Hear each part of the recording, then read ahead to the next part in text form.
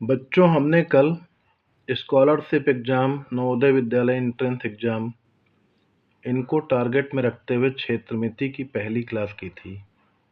जिन बच्चों ने उस वीडियो जो कल हमने भेजा था उसको नहीं देखा है वो दोबारा देख लेंगे। तो आज हम क्षेत्रमिति की दूसरी क्लास में डिस्कस करेंगे। हमारा पहला क्वेश्चन है, यदि घन की भुजा 6 गुना हो जाए तो घन का पृष्ठ क्षेत्रफल कितने गुना हो जाएगा। हम सभी सवालों को, जैसा हमने कल भी किया था, जल्दी कैसे करना यानी ट्रिकी अप्रोच पर काम करेंगे।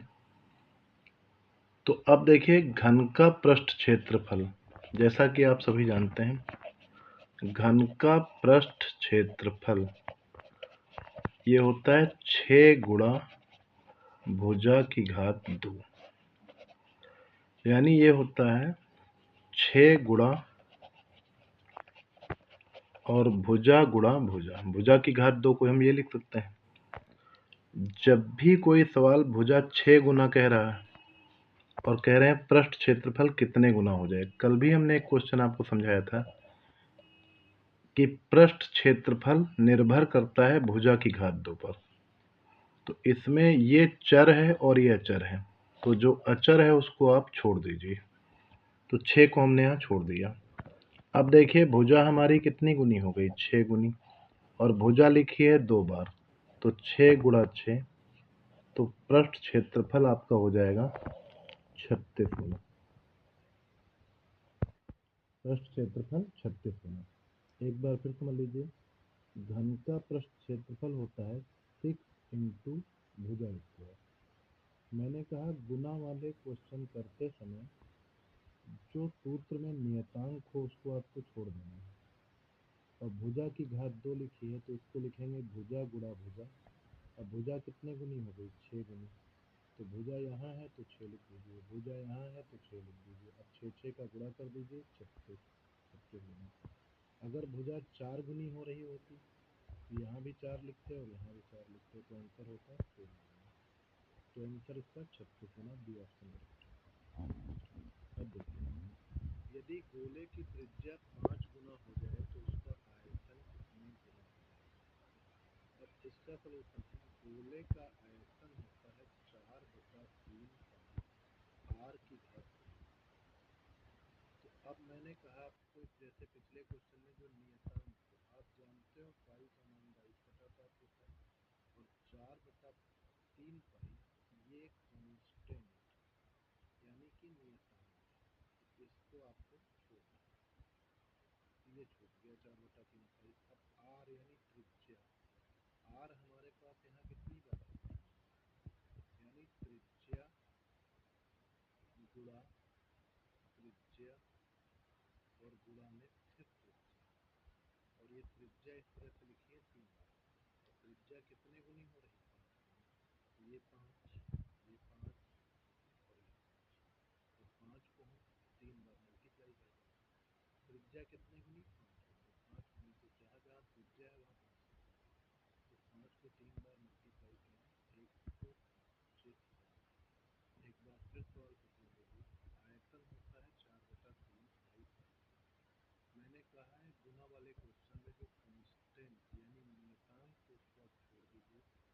अब आर की घात 3 है, आर की घात 3 का मतलब आर गुणा 3 बार हो गया। अब आर क्या है, त्रिज्या है, आर त्रिज्या, इसके लिए हमने त्रिज्या निकाला। अब त्रिज्या कितने गुनी हो रही, 5 गुनी। ये भी 5, ये भी 5, ये भी 5, 5 5 का 3 बार गुणा 125। तो आपका सी ऑप्शन है।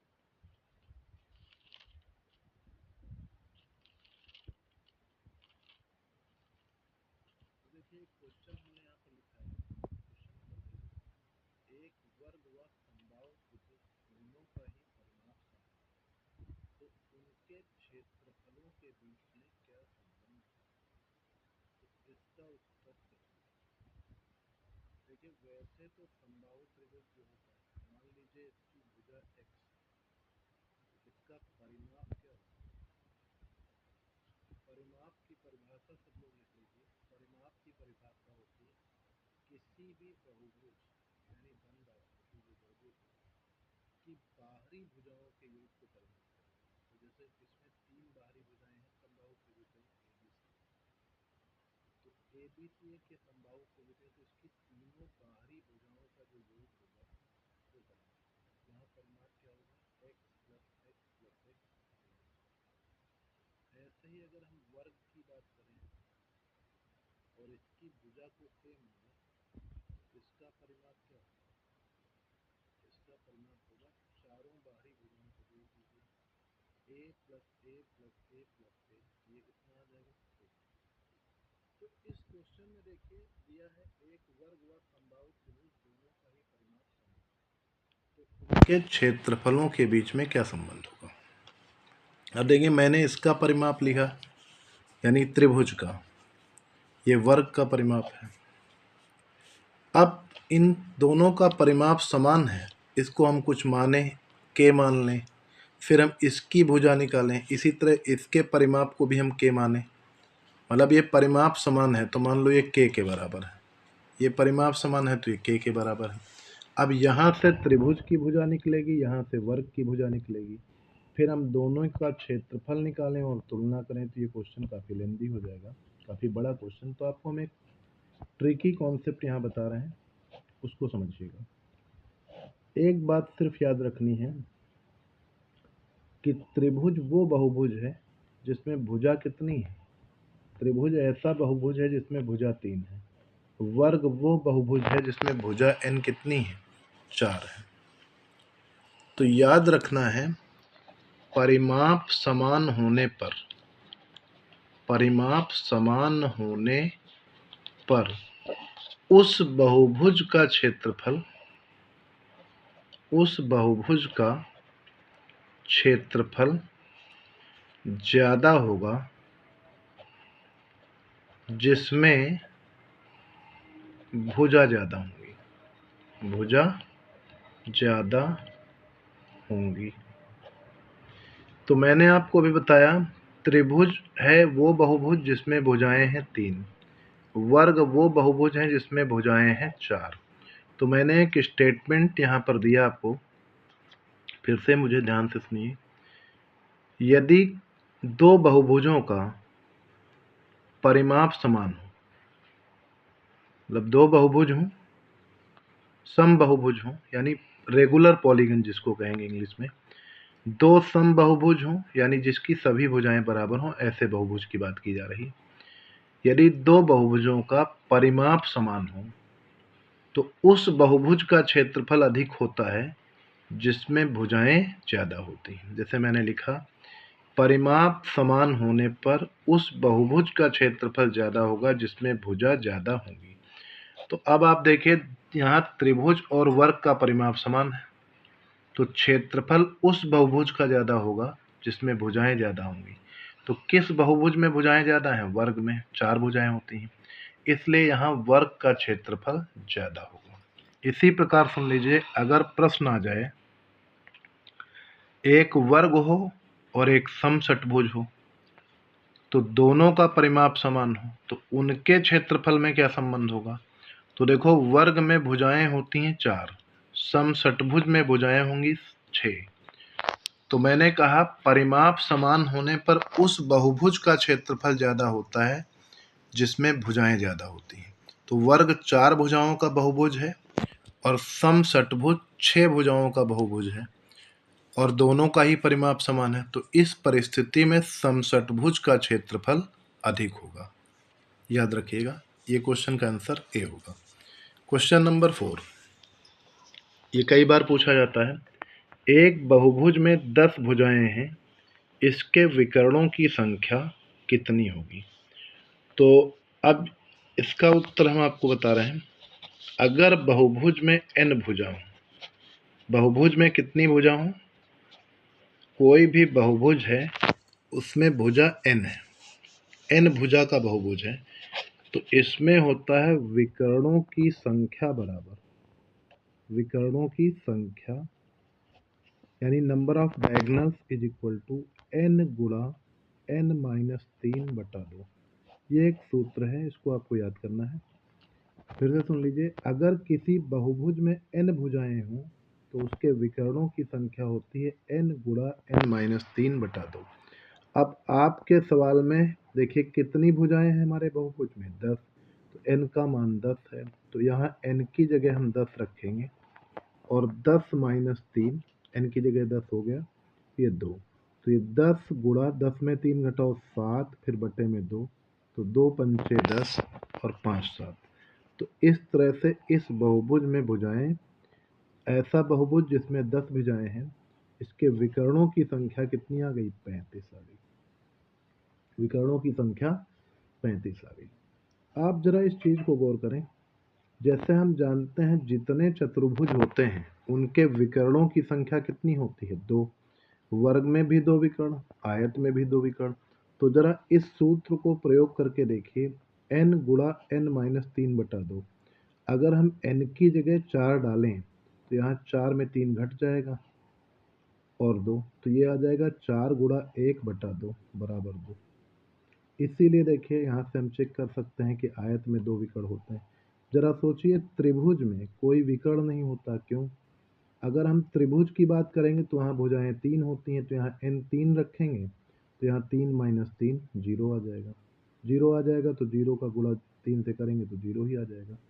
तो त्रिभुज में कोई भी विकर्ण नहीं होता है। तो इस तरह से कोई भी सवाल आएगा जिसमें भुजाओं की संख्या दी होगी, हम विकर्णों की संख्या ज्ञात करेंगे, तो विकर्णों की संख्या बराबर n गुणा n-3/2। चलिए इस टाइप के सारे क्वेश्चन आप लोग कर लीजिएगा। अब देखिए एक और इम्पॉर्टेंट क्वेश्चन की हम बात कर रहे हैं। एक समतल में 10 बिंदु हैं, तो इनको मिलाकर कितनी रेखा खींची जा सकती है?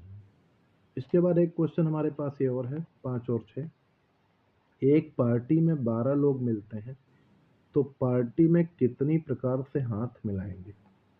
यानी 12 पर्सन जो है meet in a party, then total number of handshakes in party, ये पूछ रहे हैं।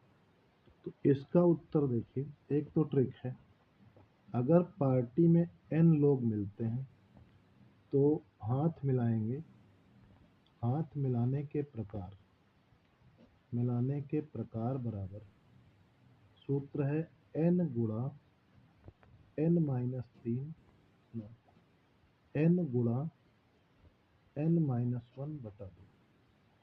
हैंडशेक का सूत्र है n गुणा n-1/2 और n लोगों की संख्या है। तो यहाँ इस सवाल में n की जगह हमारे पास कितने लोग हैं? 12, तो हम यहाँ 12 रख देंगे, तो 12 माइनस 1 हो जाएगा और बटा में 2 आएगा, तो ये हो जाएगा 12 गुणा 11/2, तो ये 6 गुणा 11 66। तो इस पार्टी में कितने हैंडशेक होंगे? 66 हैंडशेक होंगे। फिर से सुन लीजिए, अगर पार्टी में n लोगों की मुलाकात हो रही है तो हाथ मिलाने के प्रकार बराबर होते हैं n गुणा n-1/2। तो अभी इस सवाल में हमारे पास n की जगह क्या है? 12 है, यानी लोगों की संख्या 12 है, तो n की जगह हमने 12 रखा। 12 गुणा 12 माइनस 1, तो ये हो गया 12 गुणा 11 बटा में 2, 2 छंग 12, 6 11 गुणा 66। अब एक बात कॉन्सेप्ट समझिएगा, ये तो सूत्र से बता लिए। अगर इमेजिन करिए, कल्पना करिए कि 5 लोग होते, तो n की जगह हम क्या रखते? 5, और यहाँ 5 माइनस 1 होता तो 4 आ जाता। 5 गुणा 4 20 होता, 20 का आधा 10 होता, यानी 5 लोग अगर होते तो हैंडशेक होते 10। अब एक प्रैक्टिकली देखिए, मान लीजिए ए बी सी डी ई है, ये 5 लोग हैं, 10 हैंडशेक। तो जरा देखिएगा, ए आपका पहला व्यक्ति यहाँ से उठेगा और इन 4 लोगों से हैंडशेक करके चला गया, तो पहली बार कितने हैंडशेक हुए? मतलब जो बंदा ए था यहाँ से उठा और इन चारों से हैंडशेक करके निकल गया। फिर अगला उठेगा कौन? बी। जब बी उठेगा तो ये किससे हैंडशेक करने जाएगा? ये जब चला गया, देखिए ए हैंडशेक करके 4 लोगों से चला गया। अब बचे हमारे पास कितने? B C D E. तो अब बी उठेगा, इन तीनों से हैंडशेक करेगा, तो ये हो गए 3, और ये भी यहाँ से चला गया। अब बचे कितने? C D E. अब सी उठेगा, इन दोनों से हैंडशेक करके चला जाएगा। सी जब आएगा, सी किससे हैंडशेक करेगा? इन दोनों से करेगा। तो सी जाएगा कितने लोगों से हैंडशेक करके? 2 लोगों से। अब ये भी चला गया। अब बचे कितने? डी और ई। तो डी और ई आपस में हैंडशेक कर लेंगे, तो एक हैंडशेक ये हो जाएगा। तो 4 3 7 2 9 1 10। फिर से सुन लीजिए, ए बी सी डी ई 4 लोग हैं। सबसे पहले ए उठता है और इन चारों से हाथ मिलाकर चला जाता है। उसके बाद बी उठता है और इन तीनों से हाथ मिलाकर चला जाता है। तो 4 3 हो गए 7। अब लोग बचे सी डी ई। अब सी उठेगा और डी और ई से हाथ मिलाएगा, ये भी चला जाएगा। तो 4 3 7 2 9 हो गए। आखिरी में बचे डी और ई, तो ये हाथ मिला लेंगे। इस तरह से 10 हैंडशेक होते हैं। लेकिन बड़े क्वेश्चन में इतने प्रैक्टिकल हम नहीं कर सकते, इसलिए हमने आपको कॉन्सेप्ट बताया कि देखिए ऐसे होता है। लेकिन हम सूत्र का प्रयोग करेंगे पेपर में, n गुणा n-1 बटा 2।